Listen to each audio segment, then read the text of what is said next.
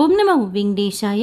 நேற்று சாயந்தரம் 4 மணி போல் சென்னையிலேருந்து கிளம்பி நைட்டு திருப்பதி பெருமாளை சுவாமி தரிசனம் பார்த்துட்டு இன்றைக்கி காலையில் 4 மணிக்கெல்லாம் சென்னைக்கு ரீச் ஆன என்னோடய எக்ஸ்பீரியன்ஸோடு சேர்த்து நிறைய யூஸ்ஃபுல்லான இன்ஃபர்மேஷன் ஷேர் பண்ணுறேன். நீங்கள் தரிசனத்துக்கு போகிறப்போ இந்த இன்ஃபர்மேஷன்லாம் யூஸ்ஃபுல்லாகவும் இன்ஃபர்மேட்டிவாகவும் இருக்கும். 3 மாதத்துக்கு முன்னாடியே ஆன்லைனில் வர்ச்சுவல் சேவாவில் ஸ்பெஷல் இண்டி தர்ஷன் டிக்கெட் எனக்கு மட்டும் புக் பண்ணிட்டேன். நேத்திர தரிசனத்தில் இன்றைக்கி சாமி தரிசனம் பார்க்க போகலான்னு சொல்லிட்டு ஏதோ ஒரு நிலப்பில் டேட்டு தப்பாக புக் பண்ணி அது நேற்று பிப்ரவரி 26 டிக்கெட் புக் பண்ணியிருக்கேன்.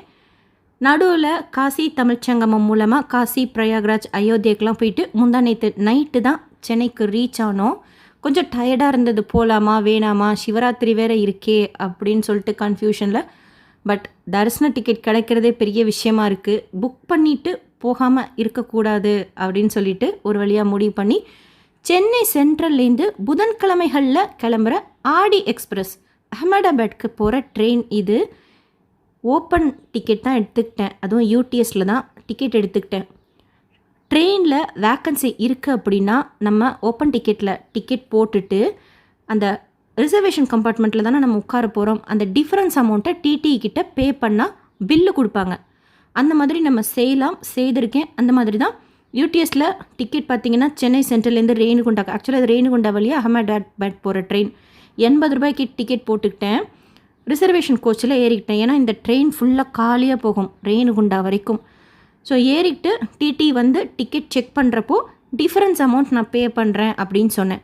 195 ரூபா சென்னை சென்ட்ரல்லேருந்து ரேணுகுண்டாக்கு இந்த ட்ரெயின் போகிறதுக்கு.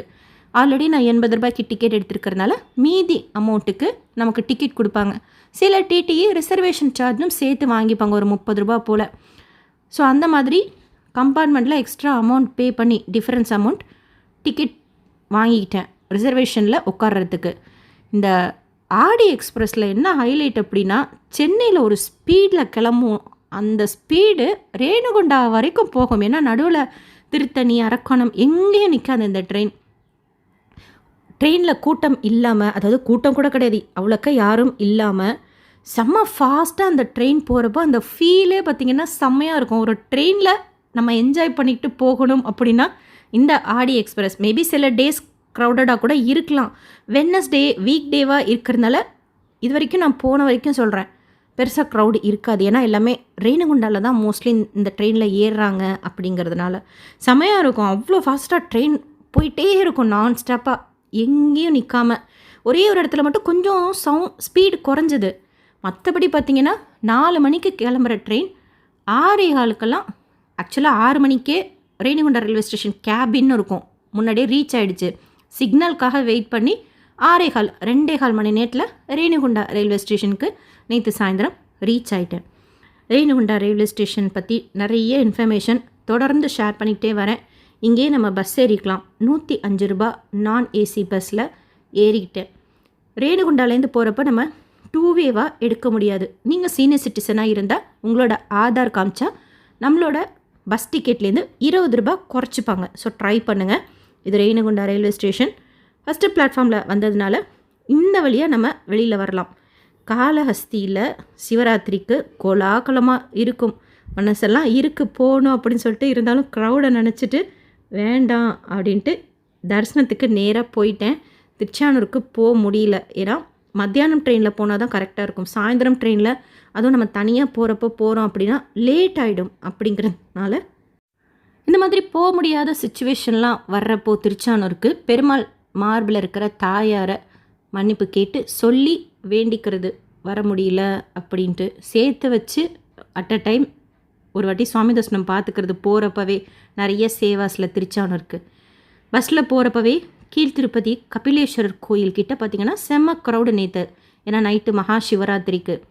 சரி இங்கே கூட போகலான்ட்டு ஒரு தாட் இருந்தது. நம்ம ரிட்டன் வர்றப்போ மக்கள்லாம் இருந்தாங்க அப்படின்னா இங்கே போயிட்டு ஊருக்கு வரலாம் அப்படிங்கிற ஒரு தாட்டோட செம்மையாக டெக்கரேஷன்லாம் சூப்பராக இருந்தது. கபிலேஸ்வரர் கோயில் வெளியிலே பார்த்திங்கன்னா ஜேன்ட்டு லைட்டிங்ஸ் எல்லாம் போட்டு செம்மையாக இருந்தது கபிலேஸ்வரர் கோயிலில். ஸோ பார்த்துக்கிட்டே எங்கள் பஸ்ஸில் மொத்தமே நாங்கள் 5 பேர் தான். கூட்டம் பெருசாக ரேணுகுண்டாவில் யாருமே இல்லை.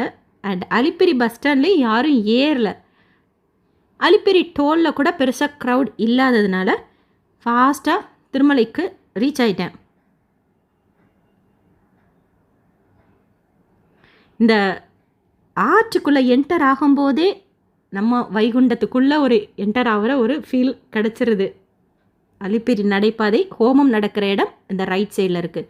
ஸோ திருமலா மெயின் பஸ் ஸ்டேஷனில் இறங்கி போயிட்டுருக்கிறப்போ ஒரு சிஸ்டர் எங்கிட்ட பேசிக்கிட்டே வந்தாங்க நல்லா. பட் இருங்க நான் போய் லாக்கரில் திங்ஸ் வச்சுட்டு வரேன் அப்படிங்கிறதுக்குள்ளார நாங்கள் பிரிஞ்சிட்டோம். சிஆர் ஒரு ரூம் புக்கிங் ஆஃபீஸில் சாம்பார் சாதம் கொடுப்பாங்க சாயந்தரம் போல்.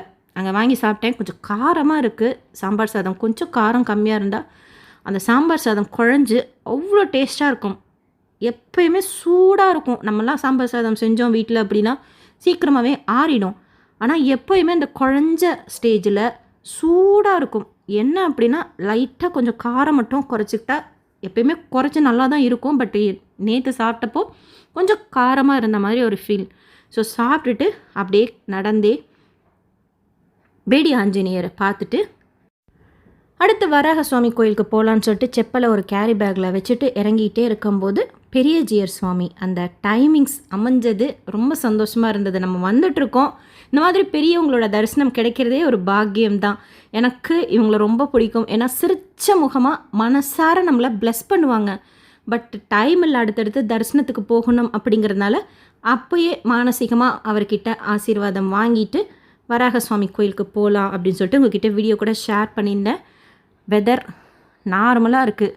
சம்மர் ஸ்டார்ட் ஆகிடுச்சு. ஸோ பெருசாக குளிர் எதுவும் இல்லை. ஓரளவுக்கு தான் க்ரௌடு இருந்தது. ஒரு ஹெவி க்ரௌடுன்னு சொல்ல முடியாது. ஏன்னா புதன்கிழமைகளில் க்ரௌடு கொஞ்சம் கம்மியாக தான் இருக்கும். வராக சுவாமி கோயிலில் செம க்ரௌடாக இருந்தது. சரி நரசிம்மரை போய் தரிசனம் பண்ணலான்னு சொல்லிட்டு ஏகாந்தம் சேவாவுக்கு போகலான்னா அங்கே மாமா மாமி இல்லை. N2 கேட் கிட்ட நரசிம்மர் கோயில். ஜோ அச்சுதானந்தா சாங்கும் இல்லை, மிஸ் ஆச்சு. இருந்தாலும் ஆரத்தி தரிசனம் கரெக்டாக அந்த டைமிங்ஸில் அமைஞ்சது. போகிற போயிடா ஒரு செகண்டு லேட்டாக போயிருந்தா கூட ஆரத்தி காமிச்சிட்டு திற போட்டு கோயிலை மூடியிருப்பாங்க. ஈவன் ஹயக்ரீவர் கோயில் கூட சாத்தி தான் இருந்தது. ஸோ பார்த்துட்டு வராக சுவாமியை தரிசனம் பண்ணிவிட்டு மறுபடியும் இதன் வழியாக வந்து சுபதமென்ட்ரி வழியாக போய் 300 தரிசனம் க்யூவில் தான் ஜாயின் பண்ணிக்கணும். வர்ச்சுவல் சேவா டிக்கெட் நம்ம புக் பண்ணியிருந்தாலும் கையில் வச்சுருந்த அந்த கவரில் வச்சுருந்த செப்பலையும் தூக்கி பேக்கில் போட்டுட்டு இதன் வழியாக போய் க்யூவில் ஜாயின் பண்ணிக்கிட்டேன். நான் புக் பண்ணியிருந்தது 2 PM ஸ்லாட்டு. ஏன்னா பகலில் வந்துட்டு நம்ம நைட்டு போயிடலாம் அப்படின்ட்டு. அதுக்கப்புறம் தான் இந்த காசி ட்ரிப்பு வந்ததுனால லேட்டாக கிளம்புற மாதிரி ஆயிடுச்சு எனக்கு. நான் 9 மணிக்கு தான் க்யூவில் ஜாயின் பண்ணிக்கிட்டேன். அதாவது நம்ம சீக்கிரமாக போகிறதுக்கு தான் ரொம்ப ஸ்ட்ரிக்டாக சில டைம்லாம் டைம் பார்ப்பாங்க. சில டைம் ஸ்லாட் பார்க்காமையும் அலோவ் பண்ணுவாங்க தான். அது அப்பப்போ இருக்கிற க்ரௌட் பொறுத்து. ஒருவேளை அந்த டைம் ஸ்லாட்லேருந்து நம்ம லேட்டாக போகலாமா அப்படின்னா போகலாம். டேட்டு மட்டும் மாறக்கூடாது. அந்த டேட்டுக்குள்ளார நம்ம போகலாம். எந்த டைம் வரைக்கும் நம்ம 300 தரிசன டிக்கெட்டோ இல்லை வர்ச்சுவல் சேவாவோ டிக்கெட் புக் பண்ணியிருந்தால் அலோவ் பண்ணுவாங்க அப்படின்னா ஓரளவுக்கு ஒரு 10:15 இல்லை 10:30 இல்லைனா 10:45 நம்ம என்ட்ரி ஆகிடணும். அதுக்கப்புறம் அலோவ் பண்ண மாட்டாங்க. என்ன சொல்லுவாங்கன்னா பக்கத்தில் சர்வதர்ஷனம் க்யூ இருக்குது, அதில் போய்க்கோங்க அப்படிம்பாங்க. நம்ம மேக்ஸிமம் 10:30 10:45 க்யூவில் ஜாயின் பண்ணிவிடும். இன்கேஸ் நம்ம special entry darshan ticket book பண்ணியிருந்தா நம்ம லக்கேஜை க்யூலேயும் கொடுத்துக்கலாம். இல்லை கேகேசி கவுண்டர்னு சொல்லிருக்கு. இப்போ நான் இருக்கிற இடத்துக்கு கொஞ்சம் தூரத்துலேயே நடந்து போகக்கூடிய தூரம் நிறைய வீடியோஸில் ஷேர் பண்ணியிருக்கேன். அதுவும் கோயில் திறந்துருக்கிறப்பெல்லாம் கவுண்டர் திறந்துருக்கும். டிக்கெட் காமிச்சு நம்மக்கிட்ட லக்கேஜ் வாங்கிப்பாங்க. அதில் கூட நம்ம கொடுத்துக்கலாம். கேகேசி கவுண்டர் இன்கேஸ் க்யூவில் கொடுக்க வேண்டாம், ரொம்ப நேரம் கூட்டம் இருக்கும் அப்படின்னு நினைக்கிறவங்க கேகேசி கவுண்டரில் வாங்கிக்கலாம். பட் நாங்கள் கொடுக்கல. ஏன்னா இங்கே கொடுத்துட்டா பிஎஸ்சிக்கு வந்துடும். பிஎஸ்சி 4 அங்கே வாங்கிட்டு அப்படியே பஸ் ஏறிடலாம். சரி நம்ம க்யூவிலையே கொடுத்துக்கலாம் அப்படின்னு சொல்லிட்டு இப்போ நம்ம இருக்கிற இடம் ஏடிசி சர்க்கிள். அதாவது 300 special entry darshan ticket, virtual seva தர்ஷன டிக்கெட்டுக்கெல்லாம் என்ட்ரி ஆகிற இடம். ஈவன் விஐபி பிரேக் தர்ஷன் கூட அங்க பிரதட்சணத்துக்கு கூட இந்த சைடாக தான் அலோவ் பண்ணுவாங்க. இதே மத்தியான நேரத்தில் வரோம் அப்படின்னா இந்த ரோட்லேயே கடைசியில் ஒரு என்ட்ரி பாயிண்ட் இருக்கும். அதன் வழியாக கூட சில டைம் அலோவ் பண்ணுவாங்க. பட் நைட்டு போகிறதுல என்ன அட்வான்டேஜ்னால் இப்போ பார்த்தீங்களா க்யூ ஆல்மோஸ்ட் இந்த மாதிரி தான் ஃப்ரீயாக இருக்கும். ஒரு 9-10 போனீங்கன்னா இந்த மாதிரி இருக்கிற க்யூலாம் ஓரளவுக்கு நம்ம ஃப்ரீயாக நடக்கலாம். அதுவும் நேற்று ஃப்ரீயாகவே நான் மட்டும் போன மாதிரி ஒரு ஃபீல். சில இடங்கள்லாம் ஒருத்தருமே இல்லை. ஃபுல்லாக இப்போ இந்த 300 தரிசன க்யூ உள்ளே நுழைஞ்சோன்னே ரைட் சைடில் கட்டிக்கிட்டே இருந்தாங்க. இப்போ ரீசெண்டாக இப்போ ஃபுல்லாக அந்த கன்ஸ்ட்ரக்ஷன் ஒர்க்கே முடிச்சிட்டாங்க. இப்போ நீங்கள் இந்த வீடியோவில் பார்க்கலாம். இது நம்ம எப்பொழுதும் போகிற லைனு. லெஃப்ட் சைடு வழியாக கூட அப்பப்போ சைக்கிள் கேப் ஓப்பனாக இருந்தால் போகலாம். அதெல்லாம் அடைச்சிட்டாங்க. இப்போ ரைட் சைடில் நல்லா நீட்டாக மலையிலலாம் நனையாமல் போகிற மாதிரி ரெடி பண்ணி வச்சுருக்குறாங்க. பட் அந்த சைடு விடுறாங்களா இல்லையான்னு தெரில. நான் போனப்போ இந்த க்யூ தான் ஓப்பனில் இருந்தது. So 300 rupees Darshan Q. செம்ம ஹாப்பியாக இருந்தது. ஒரு க்யூவில் எந்நேரமும் கூட்டமாக ஜேன்னு இருக்கிற ஒரு க்யூவில் இந்த மாதிரி கிட்டத்தட்ட அந்த லக்கேஜ் கவுண்டர் வரைக்கும் நான் மட்டும்தாங்க இருந்தேன். தனியாக போனது செம்ம ஃபீலாக இருந்தது. ஸோ இந்த இடம் தாண்டினோன்னே இதன் வழியாக உள்ளே போய் நம்மளோட லக்கேஜ் மொபைல் கொடுத்துக்கலாம். ஸோ நானும் கொடுத்தோன்னே எஸ்எம்எஸ் வந்திருக்கும். ஏன்னா வந்திருந்தது டெபாசிட்டட். அப்புறம் அதே மாதிரி அந்த லக்கேஜ் வந்து டெலிவரி கவுண்டருக்கு போய் ரீச் ஆனோன்னா மறுபடியும் எஸ்எம்எஸ் வரும், உங்கள் லக்கேஜ் டெலிவரி கவுண்டருக்கு ரீச் ஆகிடுச்சு அப்படின்ட்டு. ஸ்கேன் பண்ணுற இடத்துல ஒரு 3 கவுண்டரு, அதில் 3வது கவுண்டரு ஃப்ரீயாக இருந்ததுனால அங்கே போய் ஸ்கேன் பண்ணிவிட்டு கம்பார்ட்மெண்ட் போகிற வரைக்குமே பெருசாக யாரும் கிடையாது. ஸோ கம்பார்ட்மெண்ட்டை 30ல் 9:06க்கு உட்காந்துருந்தேன். 2 கம்பார்ட்மெண்ட்டை தான் உட்கார வைக்கிறாங்க. நான் நோட் பண்ண வரைக்கும் சொல்கிறேன், மேபி இது மாறக்கூட செய்யலாம். 2 கம்பார்ட்மெண்ட்டை தான் உட்கார வைக்கிறாங்க. 2 கம்பார்ட்மெண்ட்டை தான் ஓப்பனும் பண்ணுறாங்க. அதனால் ஒரு கம்பார்ட்மெண்ட் ரொம்ப ஃபுல்லி க்ரௌடடு, ஃபஸ்ட்டு கம்பார்ட்மெண்ட்டை தான் ஓப்பன் பண்ணுவாங்க அப்படிங்கிற ஒரு தாட்டில் நம்ம அங்கே போய் உட்காராமல் 2 கம்பார்ட்மெண்ட் போகிற மாதிரி இருக்குது, 2வது கம்பார்ட்மெண்ட்டு ஃப்ரீயாக இருக்குன்னா நம்ம போய் இங்கே உட்காந்துக்கலாம். என்னோட அசம்ஷன் இது. திறந்தால் 2 கம்பார்ட்மெண்ட்டும் ஒட்டுக்காக தான் திறக்கிறாங்க. ஸோ போய் உக்காந்தோன்னே நல்லா சுட சுட குருணை அரிசியில் உப்புமா, செம்ம டேஸ்ட்டு. உப்புமா எனக்கு ரொம்ப பிடிக்கும். அந்த குருணை அரிசியில் அந்த கம்பார்ட்மெண்ட்டில் உட்காந்து சாப்பிட்டது ரொம்ப திருப்தியாக இருந்தது. மகா சிவராத்திரி எஸ்பிசி சேனல் டிவி அங்கே வச்சுருக்காங்கல்ல ஒரு கம்பார்ட்மெண்ட்டில், அதில் சிவராத்திரி கபிலேஸ்வரர் கோயில் நினைக்கிறேன் எல்லாம் காமிச்சிக்கிட்டே இருந்தாங்க. ஸோ சிவராத்திரியும் நம்ம அப்படியே பார்ட்டிசிபேட் பண்ண மாதிரி ஆயிடுச்சு. கொஞ்ச நேரம் அப்படியே ரெஸ்ட் எடுத்துகிட்டு 1 ஹவரில் கம்பார்ட்மெண்ட் ஓப்பன் பண்ணாங்க. பேக் செக்கிங்கெல்லாம் முடிச்சுட்டு திருமலை நம்ம சேர்ந்ததுக்கிட்ட கொஞ்சம் அந்த அடசலாக இருந்தது. அதையும் தாண்டி போகிறப்போ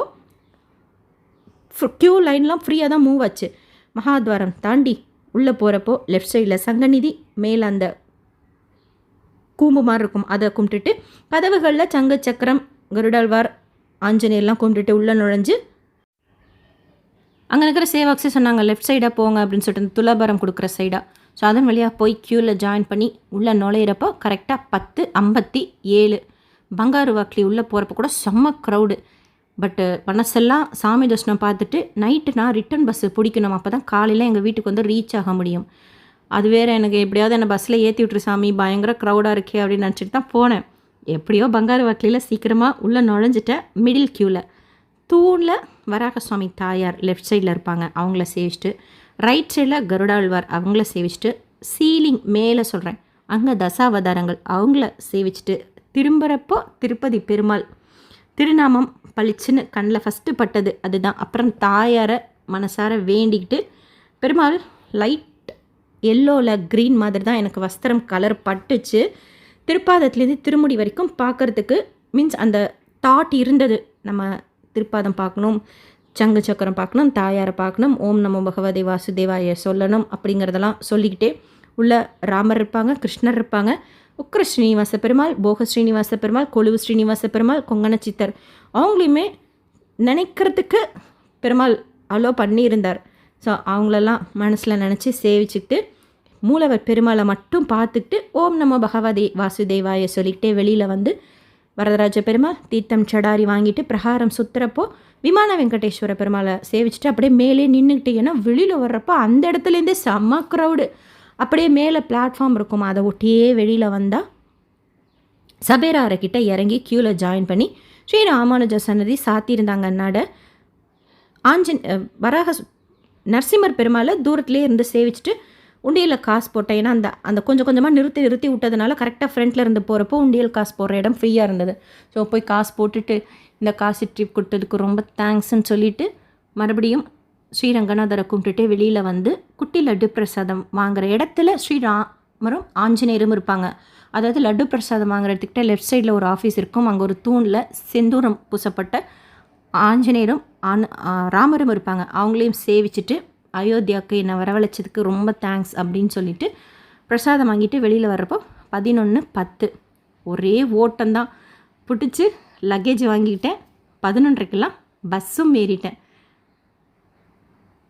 ஆக்சுவலாக லாஸ்ட் பஸ் டைமிங்ஸ் கேட்குறீங்க. நம்ம திருமலையிலேருந்து திருப்பதிக்கு போனாலும் சரி, திருப்பதியிலேருந்து திருமலாவுக்கு போனாலும் சரி, டைமிங்ஸ் பொறுத்த வரைக்கும் ஒன்று தான். ஃபஸ்ட்டு பஸ் 3 மணிக்கு கிளம்பும். லாஸ்ட் பஸ் சில டைம் 12 மணி வரைக்கும் கூட இருக்கும் தான். எடுத்துகிட்டு டோலில் நிற்க வச்சுருவாங்க. சில டைம் சொல்கிறேன், அந்த மாதிரி நடந்திருக்கு. அதுக்கு பதிலாக நம்ம ஒரு 11:45 பஸ்ஸில் ஏறிக்கிறது பெஸ்ட் ஆப்ஷன். ரொம்ப பர்ஃபெக்டாக கரெக்டாக உட்காந்தோன்னா பஸ் எடுத்துட்டாங்க. கீழ் திருப்பதிலையும் சரி, சென்னைக்கு போகிற பஸ் ரெடியாக இருந்தது. 12:20க்கு ஏசி எஸ்சிடிசி பஸ்ஸு 230 ரூபா. அண்ட் எகெயின் இறங்குறப்போ நைட்டு 12 மணிக்கு இப்போ இந்த வீடியோவில் பார்க்குறது. நேற்று நைட்டு கபிலேஸ்வரர் கோயில் இன்னும் அதிக க்ரௌடு நைட்டு. நான் இறங்கலை, ஏதாச்சும் டிலே ஆகிடலாம், இல்லை எதாச்சும் க்யூவில் போய் நம்ம மாட்டிக்கிட்டோம், ரொம்ப லேட் ஆகிடுச்சுன்னா வீட்டில் தேடுவாங்க அப்படின்னு சொல்லிட்டு அப்படியே பஸ்லேயே உட்காந்துட்டு மானசீகமாக சிவனையும் வெளியில் அந்த நந்தி சர்க்கிளில் இருக்கக்கூடிய நந்தியையும் கும்பிட்டுட்டு இப்போ நீங்கள் பார்க்குற பஸ்ஸு சென்னைக்கு போகிற எஸ்சிடிசி ஏசி பஸ்ஸு 230 ரூபா. நிறைய சீட்டு காலியாக தான் இருந்தது. ரொம்ப கம்ஃபர்டபுளாக இருந்தது. ஏறி உட்காந்து ஒரு தூக்கம் போட்டான நகரில் டீ பிரேக். அதுக்கப்புறமா பஸ்ஸு எடுத்து 4 மணிக்கெல்லாம் கோயம்பேடுக்கு ரீச் ஆகிட்டேன். ஆக்சுவலாக மெட்ரோ ரன் ஆகிற டைமில் நம்ம வரோன்னு வச்சுக்கோங்க. பஸ்ஸில் திருப்பதியிலேருந்து ரோஹிணி மெட்ரோன்னு ஒரு ஸ்டாப் இருக்கும். டிரைவர்கிட்ட சொன்னால் இறக்கி விடுவாங்க. ரோஹிணி தியேட்டர்கிட்ட இருக்கிற மெட்ரோ ஸ்டாப்புக்கு பேர் ரோஹிணி மெட்ரோ ஸ்டாப். அங்கே இறக்கிட்டோம் அப்படின்னா நம்மளோட வீடு மெட்ரோ ஸ்டேஷனை ஒட்டி இருந்துச்சுன்னா அது ரொம்ப கன்வீனியண்ட்டாக இருக்கும். எனக்கும் அதுதான் கன்வீனியண்ட்டாக இருக்கும். பட் காலையில் 4 மணிக்கு மெட்ரோ கிடையாது, 5 மணிக்கு மேலே தான் இருக்குங்கிறதுனால கோயம்பேடு பஸ் ஸ்டாண்டில் இறங்கி எங்கள் வீட்டுக்கு போகிற பஸ்ஸை ஏறிக்கிட்டேன். ரீச்சும் ஆகிட்டேன். நேற்று ட்ரெயின்லேருந்து இறங்கி ரேணுகுண்டாலேருந்து பஸ் ஏறி போகிறப்போ சிதம்பரத்துக்கு பஸ் இருக்குது திருப்பதியிலேருந்து. நேற்று சாயந்தரம் நான் பார்த்த டைம் பார்த்திங்கன்னா 6:20 இருக்கும். அதாவது சென்னை திருப்பதியிலேருந்து சிதம்பரத்துக்கு அந்த எல்லோ பஸ் இருக்கும்ல, எஸ்சிடிசின்னு நினைக்கிறேன், அந்த பஸ் இருக்குது.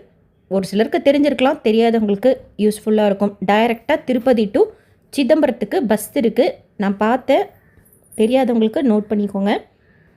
பஸ்லேருந்து இறங்கி எங்கள் வீட்டுக்கிட்ட காலையிலேயே வெஜிடபிள் ஷாப்பும் ஓப்பனில் இருந்தது. ஸோ தேவையான காய்கறி எல்லாம் வாங்கிட்டு 4:45 வீட்டுக்கு ரீச்சும் ஆயிட்டேன். ஒரு மின்னல் வேகத்தில் சுவாமி தரிசனம் போய் பார்த்துட்டு ரிட்டன் ஆன ஒரு ஃபீல். 2.25 மணி நேரம் ஆச்சு நேற்று நைட்டு சுவாமி தரிசனம் பார்க்குறதுக்கு. இந்த வீடியோ உங்களுக்கு இன்ஃபர்மேட்டிவாக இருக்கும்னு நினைக்கிறேன்.